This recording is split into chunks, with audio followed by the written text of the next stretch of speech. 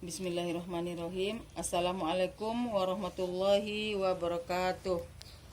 Kembali lagi dengan channel Alma Damiri. Baiklah, dalam kesempatan ini saya akan berbagi ilmu pembuatan pupuk cair dengan menggunakan limbah dari buah. Nah, kenapa saya memilih limbah bagian dari buah? Karena pupuk organik cair yang akan kita buat ini adalah untuk pembungaan dan pembuahan. Kita sering menanam tanaman tabulam pot, tapi kadang-kadang susah untuk berbuah. Padahal kita sudah pengen sekali melihat tanaman tabulam pot kita ini berbuah dan berbunga sampai ranum, sampai kita nikmati. Di antara solusinya, rasa keinginan kita melihat pohon kita berbuah, tabulam pot kita berbuah itu, ini ada solusinya, pupuk organik cair.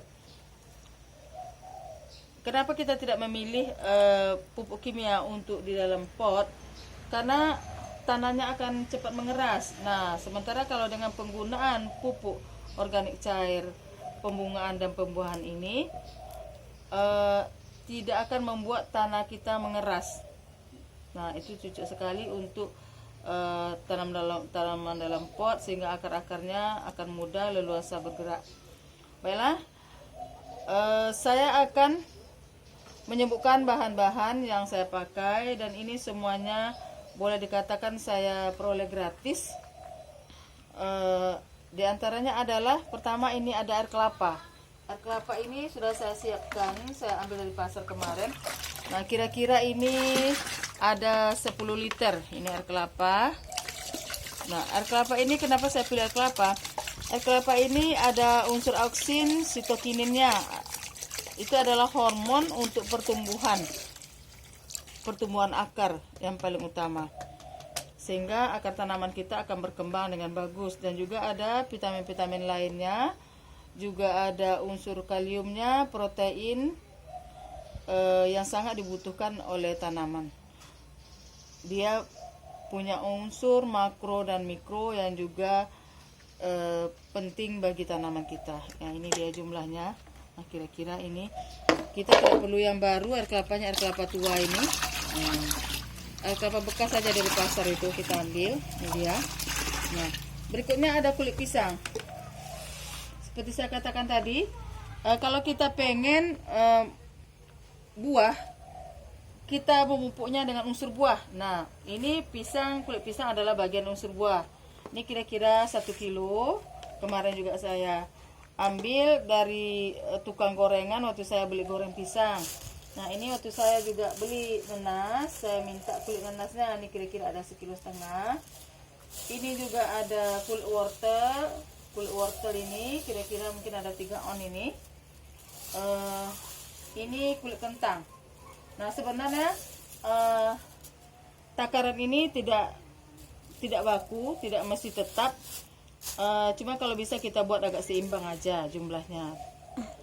Dan itu mungkin lebih baik kalau seimbang. Tapi kalau tidak seimbang, kalau kita hanya jumpa kulit pisang aja, tidak jumpa kulit nanas, juga boleh. Dan untuk ini untuk merangsang pertumbuhan bunga dan buah. Dan untuk daun, tentu kalau tanaman itu berbunga dan berbuah, dia butuh daun dan batang yang sehat. Nah, di sini saya sudah punya pupuk biosintetis ini yang sudah saya buat selama ini. Ada nanti pada video-video yang lain, ada video saya yang sebelumnya cara membuat biofotosintesis ini. Ini sangat murah juga. Kalau seandainya tidak ada ini, juga boleh pakai mol yang lain, mol buah, atau bisa juga dari M4, atau bisa juga dari sayuran, bisa juga dari M4, bisa juga dari sayuran yang kita sudah fermentasikan, bisa juga dari Yakult. Nah, itu bisa juga. Dan kalau seandainya pun tidak ada unsur-unsur bakteri bahaya yang saya sebutkan tadi, tidak ada Yakult, tidak ada M4, tidak ada biofotosintesis, tidak ada mol buah, kita ini kulit pisang ini sudah cukup untuk menjadi prebiotik baiknya atau unsur bakteri baiknya pada pupuk kita nanti. Jadi tidak perlu takut kalau terjadi kegagalan pada pembuatan pupuk kita. Ini proses pembuatan pupuk organik cairnya tanpa gagal. Nah, pasti jadi. Dan lagi yang lebih penting lagi, kita tidak perlu mencacah atau menghaluskan. Kita tinggal masukkan. Baiklah, kayak saya akan masukkan mulai dulu dari nanas, mulai dulu dari kulit pisang. Kulit pisang saya masukkan. Nah, kita tinggal masukkan aja seperti ini, tidak perlu mencacah. Berikutnya kita akan masukkan kulit buah nanas, tidak perlu kita cacah juga, ini kulit-kulitnya yang masih ada matanya. Nih, kita masukkan juga. Ini dia. Ini karena sudah saya siapkan kemarin, sudah ada proses fermentasinya. Ini lagi ada kulit wortel dan kulit kentang. Ini semuanya dari unsur isi. Nah, insyaallah karena bagian dari buah dari bagian dari isi yang akan kita gunakan, tentu nanti isi juga dan buah juga yang akan kita peroleh lebih cepat. Nah, ini untuk daun dan bunganya biar seimbang, karena daun perlu juga dia untuk mencari makanan sehingga buah itu bisa berbuah dengan kualitas yang baik. Nih, kira-kira saya kasih 100 ml. 100 ml ya. Nah, gunanya kita pakai prebiotik ini, hasilnya akan lebih cepat. Mungkin seminggu aja sudah bisa kita pakai nanti pupuknya ini. Sementara kalau tanpa itu mungkin bisalah 2 minggu. Nah, itu dia. Setelah itu nanti ini kita tenggelamkan seperti ini, cukup seperti ini. Tidak usah kita cincang-cincang. Nanti tanda dia sudah jadi itu akan harum seperti tape. Akan terjadi fermentasi yang baik dan baunya seperti tape. Nah, kita diamkan seperti ini, sudah cukup.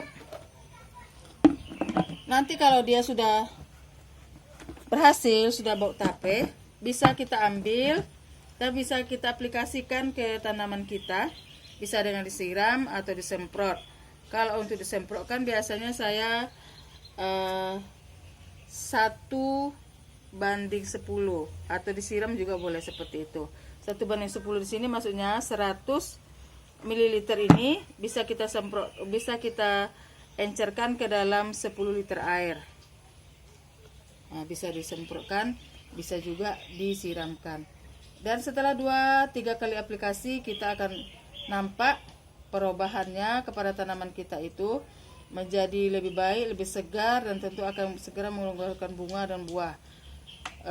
Biasanya saya aplikasikan sekali 4 hari atau 2 kali seminggu, atau sesempatnya kita mungkin sekali seminggu. Tapi kalau untuk hasil lebih baik kita harus rutin. Kalau sekali 4 hari ya sekali 4 hari, sekali 3 hari ya sekali 3 hari, atau sekali seminggu sekali seminggu juga.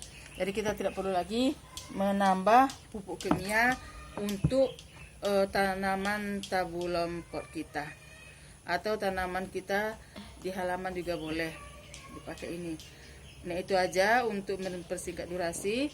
Jika video ini bermanfaat, tolong like and share, dan juga kalau ada masukan tolong beri komen.